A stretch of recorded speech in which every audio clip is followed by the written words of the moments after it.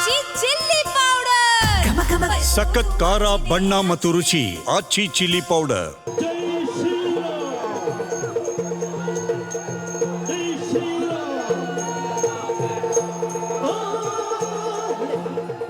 So ಉಡುಪಿಯಲ್ಲಿ ಮೋದಿ ಭರ್ಜರಿ road show ನಡೆಸ್ತಾ ಇರೋದು. ಇದು 2 ಕಿಲೋಮೀಟರ್ ರೋಡ್ ಶೋ ಇದೆ. ಈಗ ನಾರಾಯಣಗುರು ಸರ್ಕಲ್ನಿಂದ ರೋಡ್ ಶೋ ಆರಂಭವಾಯಿತು. ಆಲ್ರೆಡಿ ಈಗ 1.5 ಕಿಲೋಮೀಟರ್ ದಾಟಿದೆ ಅಂತ ಕಾಣಿಸುತ್ತೆ. ಹತ್ತತ್ರ ದೇವಸ್ಥಾನದ ಹತ್ರ ಬಂದಿದೆ.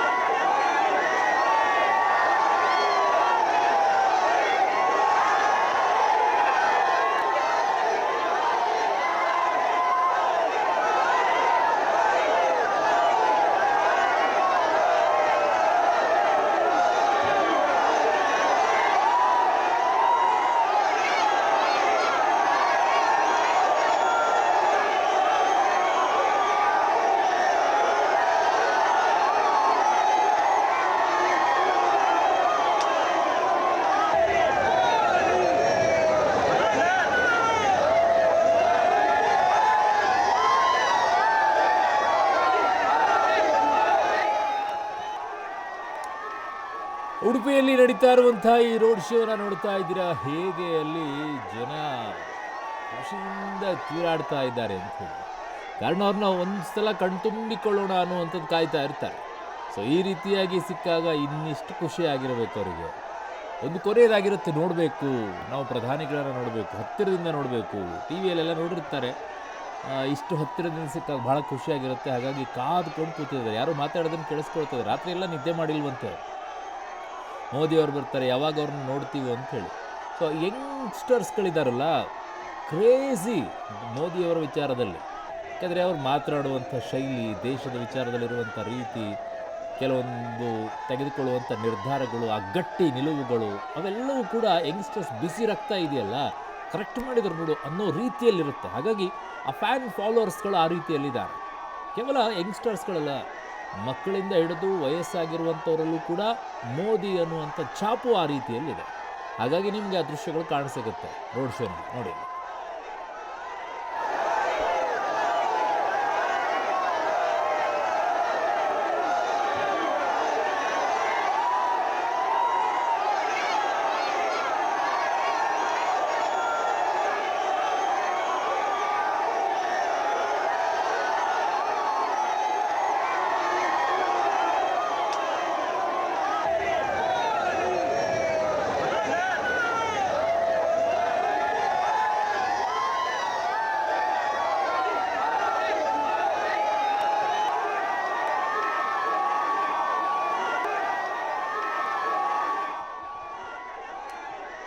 ಕೃಷ್ಣನ ಊರಿನಲ್ಲಿ ಈಗ ಪ್ರಧಾನಿ ನರೇಂದ್ರ ಮೋದಿಯವರು ಹಾದಿಯುದ್ದಕ್ಕೂ ಕೂಡ ಜಯಘೋಷಗಳು ಕೇಳ್ತಾ ಇವೆ. ಮೋದಿ ಮೋದಿ ಅನ್ನುವಂಥದ್ದು ಅದು 2013-14ರಲ್ಲಿ ಶುರು ಆಯ್ತಲ್ಲ, ಅಲ್ಲಿಂದ ಇಡೀ ದೇಶಾದ್ಯಂತ ಆ ಸೌಂಡ್ ಇನ್ನೂ ಕಡಿಮೆ ಆಗ್ತಾನೆ ಇಲ್ಲ, ಹೆಚ್ಚಾಗ್ತಾನೆ ಹೋಗ್ತಾ ಇದೆ. ಮೋದಿ ಮೋದಿ ಮೋದಿ ಅನ್ನುವಂಥ ಘೋಷಣೆ, ಅದರ ಜೊತೆಗೆ ಜೈ ಶ್ರೀರಾಮ್ ಅನ್ನುವಂಥ ಘೋಷಣೆ. ಯಾಕೆ ಅಂತಂದರೆ ರಾಮ ಮಂದಿರ ಅಷ್ಟು ವರ್ಷಗಳಿಂದ ಉಳಿದಂಥದ್ರನ್ನೆಲ್ಲ ಸರಿಪಡಿಸ್ಬಿಟ್ರಲ್ಲ ಅಂಥೇಳಿ. ಕೃಷ್ಣನೂರಿಗೆ ಹೋದ ನಂತರ ಆ ಘೋಷಗಳು ಕೇಳದೇ ಇದ್ರೆ ಹೆಂಗಾಗುತ್ತೆ.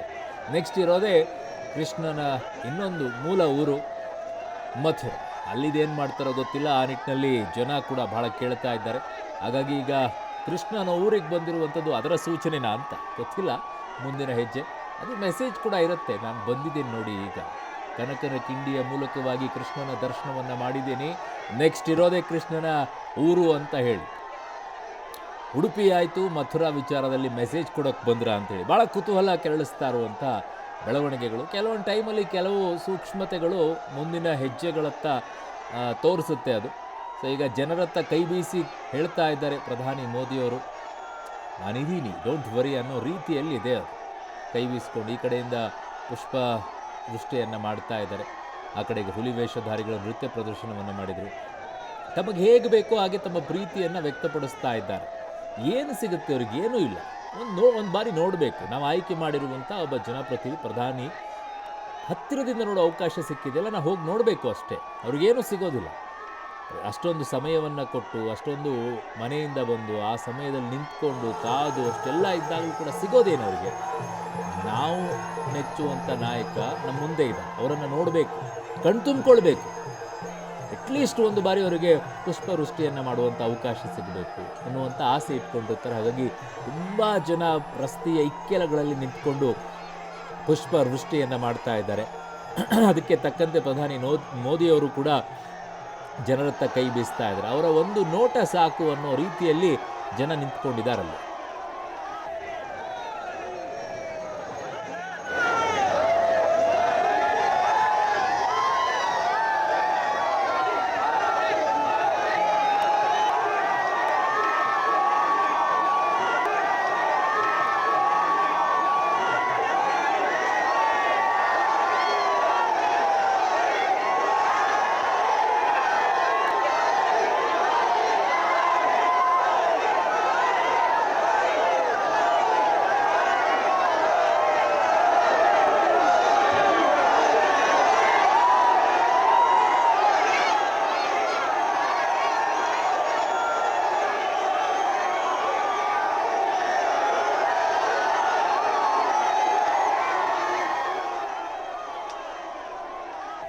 ನೋಡಿ ಹೇಗಿದ್ದಾರೆ ಜನ ಅಂತ ಹೇಳಿ. ಇದು ಯಾವುದೋ ಕಾಸು ಕೊಟ್ಬಿಟ್ಟು ಕರೆಸ್ಕೊಂಡಿರುವಂಥ ಅಭಿಮಾನಿಗಳಲ್ಲ. ಬನ್ನಿ ನಿಮ್ಗೊಂದು ಮಧ್ಯಾಹ್ನ ಊಟ ಇರುತ್ತೆ, 500 ರೂಪಾಯಿ ಕೊಡ್ತೀವಿ ಒಬ್ಬೊಬ್ಬರಿಗೆ ಅಂತ ಹೇಳಿಬಿಟ್ಟು ಕರೆಸ್ಕೊಂಡಿರುವಂಥವ್ರಲ್ಲ. ಅವರೆಲ್ಲ ಬಂದಿರುವಂಥವರು ಪ್ರಧಾನಿ ನರೇಂದ್ರ ಮೋದಿಯವರನ್ನು ನೋಡಬೇಕು, ಮೋದಿಯವರನ್ನು ನೋಡಬೇಕು, ಕಣ್ತುಂಬಿಕೊಳ್ಬೇಕು, ಹತ್ತಿರದಿಂದ ಆ ವ್ಯಕ್ತಿಯನ್ನು ನೋಡಬೇಕು ಅನ್ನುವಂಥದ್ದು. ಎಷ್ಟೋ ಜನ ಯಾವ್ಯಾವುದೇ ರೀತಿಯಲ್ಲಿ ನೋಡಿ, ಯಂಗ್ಸ್ಟರ್ಸ್ಗಳು ಎಂತಹ ಫ್ಯಾನ್ ಫಾಲೋವರ್ಸ್ ಗೊತ್ತಾ ಇಡೀ ದೇಶದಲ್ಲಿ. ಅವರಿಗೆ ದೊಡ್ಡ ಅಭಿಮಾನಿಗಳು. ಅವರ ವಯಸ್ಸೇನು, ಯಂಗ್ಸ್ಟರ್ಸ್ಗಳ ವಯಸ್ಸೇನು, ಆದರೂ ಕೂಡ ಆ ಬಾಂಡಿಂಗ್ ಹೇಗೆ ಬೆಳೆದಿದೆ ಅಂತ ನೋಡ್ಕೊಳ್ಳಿ. ದೇಶದಲ್ಲಿ ಯಾವ ರೀತಿಯಲ್ಲಿ ಒಬ್ಬ ನಾಯಕನನ್ನು ಆಯ್ಕೆ ಮಾಡಬೇಕು ಅನ್ನುವಂಥ ವಿಶ್ವಾಸ ಯಂಗ್ಸ್ಟರ್ಸ್ಗಳಿಗೆ ಬರುತ್ತೆ ಅಂತ ಹೇಳಿ. ಅವರು ನಮ್ಮ ಊರಿಗೆ ಬರ್ತಾ ಇದ್ದಾರೆ ಅಂತಂದಾಗ ಅವರನ್ನು ಒಂದು ಸಲ ನೋಡಬೇಕು ಅಂತ ಓಡ್ ಬರ್ತಾರಲ್ಲ, ಅದು ಬೇರೆ ರೀತಿಯಲ್ಲಿ ಕಲ್ಪಿಸೋಕ್ಕಾಗೋದಿಲ್ಲ. ಅದು ಒಂದು ರೀತಿಯಾಗಿ ಬಾಂಡಿಂಗ್ ಅಂತಲೇ ಹೇಳಬೇಕು, ಆ ಬಾಂಧವ್ಯ ಅಂತಲೇ ಕರಿಬೇಕಾಗತ್ತೆ. ಅದನ್ನು ಜಸ್ಟ್ ನೋಡೋಕೆ ಬರುವಂಥದ್ದಕ್ಕಿಂತಲೂ ಕೂಡ ಅವರಿಬ್ಬರ ನಡುವೆ ಇರುವಂಥ ಬಾಂಧವ್ಯ, ಒಬ್ಬ ಮತದಾರ ಮತ್ತು ಒಬ್ಬ ನಾಯಕರ ನಡುವೆ ಇರುವಂಥ, ಒಂದು ಪಕ್ಷದ ನಾಯಕರ ನಡುವೆ ಇರುವಂಥ ಬಾಂಡಿಂಗ್ ಬೇರೆ.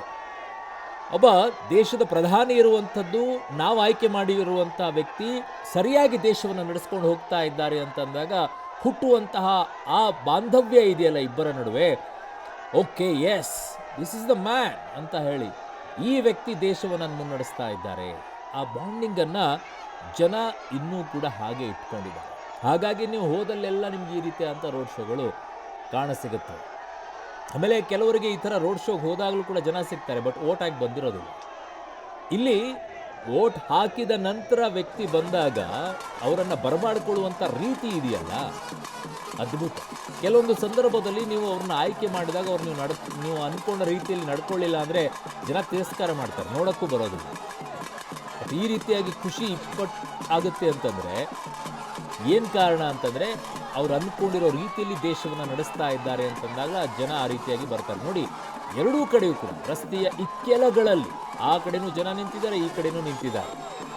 ಎಷ್ಟು ಕಿಕ್ಕಿರಿದು ಸೇರಿದ್ದಾರೆ ಅಂತ ನೋಡ್ಕೊಳ್ಳಿ, ಜನ ಹೇಗಿದ್ದಾರೆ ಅಂತ. ದೊಡ್ಡ ಮಟ್ಟದಲ್ಲಿ ಅಭಿಮಾನಿಗಳ ಬಳಗ. ಕೇವಲ ಬಂದು ಸೇರ್ಕೊಳ್ಳೋಕ್ಕೆ, ಕಾಸಿಗೋಸ್ಕರ, ಊಟಕ್ಕೋಸ್ಕರ ಬಂದು ಸೇರ್ಕೊಳ್ಳುವಂಥ ಅಭಿಮಾನಿಗಳಲ್ಲ ಇವರು. ಆ ಅಭಿಮಾನಿಗಳು ಬೇರೆಯವರು. ಅವ್ರನ್ನ ಅಭಿಮಾನಿಗಳು ಅಂತ ಕರೆಯಲ್ಲ, ಅವರು ಕಾಸಿಗೋಸ್ಕರ ಬರೋ ಗಿರಾಕಿಗಳು ಅಂತ ಕರಿಬೇಕು. ಇಲ್ಲಿ ಆ ರೀತಿಯಾಗಿ ಅಲ್ಲ. ಅವರು ಬಂದಿರೋದು ನಮ್ಮ ನಾಯಕನನ್ನು ನೋಡಬೇಕು, ಕಣ್ತುಂಬಿಕೊಳ್ಬೇಕು. ಅವರ ಸಮಯವನ್ನು ಅಲ್ಲಿ ಮೀಸಲಿಡ್ತಾರೆ, ತಾಳ್ಮೆಯಿಂದ ಕಾಯ್ತಾರೆ ಬರೋವರೆಗೂ ಕೂಡ. ಕಾರಣ ಅಲ್ಲಿ ಏಕಾಏಕಿಯಾಗಿ ಬಿಟ್ಟಿರೋದಿಲ್ಲ. ಬೆಳಗ್ಗೆಯಿಂದ ಚೆಕ್ಕಿಂಗ್ ಮಾಡಿ ಮಾಡಿ ಮಾಡಿ ಮಾಡಿ ಕಳಿಸ್ತಾ ಇರ್ತಾರೆ. 8:30 9 ಗಂಟೆಗೆ ಶುರು ಮಾಡಿದ ನಂತರ ಒಳಗಡೆ ಬಿಡ್ತಾರೆ. ಹಾಗೆ ಎಲ್ಲರನ್ನೂ ಕೂಡ ಬಿಡೋದಿಲ್ಲ. ಅಲ್ಲಿ ಚೆಕ್ ಮಾಡ್ತಾ ಇದ್ದಾರೆ, ಬ್ಯಾಗ್ಗಳನ್ನು ಚೆಕ್ ಮಾಡ್ತಾ ಇದ್ದಾರೆ, ಏನಾದರೂ ಇಟ್ಕೊಂಡಿದ್ದಾರೆ ಏನು ಅಂತ ಹೇಳಿ. ಒಂದು ಬಾರಿ ಅವರ ಕಣ್ಣಲ್ಲಿ ನಮ್ಮ ಕಣ್ಣು ಮಿಲಾಯಿಸಿದ್ರೆ ಸಾಕು ಅಂತ ಹೇಳಿ. ಇನ್ನೊಂದ್ಸಲ ನಮ್ಮನ್ನು ನೋಡ್ಬಿಟ್ರಪ್ಪ ಅದೇ ನಂಗೆ ಆನಂದ ಅನ್ನೋ ರೀತಿಯಲ್ಲಿದ್ದಾರೆ ಜನ. ಅದೇ ಅವರಿಗೆ ಸಿಗುವಂಥ ಖುಷಿ. ಕ್ರೇಜ್ ಹಂಗಿದೆ, ಅದರ ಏನು ಮಾಡೋಕ್ಕಾಗೋದಿಲ್ಲ. ಆ ರೀತಿಯಲ್ಲಿ ಅಭಿಮಾನಿಯನ್ನು ಗಳಿಸ್ಕೊಳ್ಳೋದು, ನಾಯಕನಾಗಿ ನಿಂತ್ಕೊಳ್ಳೋದು ಸುಲಭದಲ್ಲ. ಆ ರೀತಿ ನಾಯಕನಾಗಬೇಕು ಅಂತಂದರೆ ಆ ರೀತಿಯಾದಂಥ ನಿರ್ಧಾರಗಳನ್ನು ಕೂಡ ತೆಗೆದುಕೊಳ್ಬೇಕಾಗುತ್ತೆ. ಆವಾಗಲೇ ಜನ ಮೆಚ್ಚುತ್ತಾರೆ. ಅದಕ್ಕೆ ಜನಮೆಚ್ಚಿದ ನಾಯಕ ಅಂತ ಕರೆಸ್ಕೊಳ್ಬೇಕಾದ್ರೆ ಜನರ ಪ್ರೀತಿ ವಿಶ್ವಾಸವನ್ನು ಗಳಿಸ್ಕೊಳ್ಬೇಕಾದ್ರೆ ಕೆಲಸನೂ ಹಾಗೆ ಮಾಡಬೇಕಾಗುತ್ತೆ. ಸುಮ್ಮನೆ ಬಂದ್ಬಿಟ್ಟು ಕಾರಲ್ಲಿ ಹಿಂಗೆ ರೋಡ್ ಶೋ ಮಾಡಿದರೆ ಆಗೋದಿಲ್ಲ. ಸೊ ಈಗ ಕೃಷ್ಣನಗರಿ ಉಡುಪಿಯಲ್ಲಿ ರೋಡ್ ಶೋ ಅಂತ್ಯವಾಗಿದೆ. ನೇರವಾಗಿ ಮಠಕ್ಕೆ ಹೋಗ್ತಾರೆ. ಕೃಷ್ಣ ಮಠಕ್ಕೆ ಈಗ ಪ್ರಧಾನಿ ಮೋದಿ ಅವರು ತಲುಪಿದ್ದಾರೆ. ಅದ್ಧೂರಿ ರೋಡ್ ಶೋ ಮೂಲಕ ಮಠಕ್ಕೆ ಎಂಟ್ರಿ ಕೊಟ್ಟಿದ್ದಾರೆ. ಸಂಪೂರ್ಣವಾಗಿ ಕೇಸರಿಮಯವಾಗಿರುವಂತಹ ಕೃಷ್ಣನಗರ. ಕೇಸರಿ ಧ್ವಜವನ್ನು ರಾಮ ಮಂದಿರದ ಮೇಲೆ ಹಾರಿಸಿ ಬಂದ ನಂತರ, ಧರ್ಮ ಧ್ವಜವನ್ನು ಹಾರಿಸಿದ ನಂತರ ಈಗ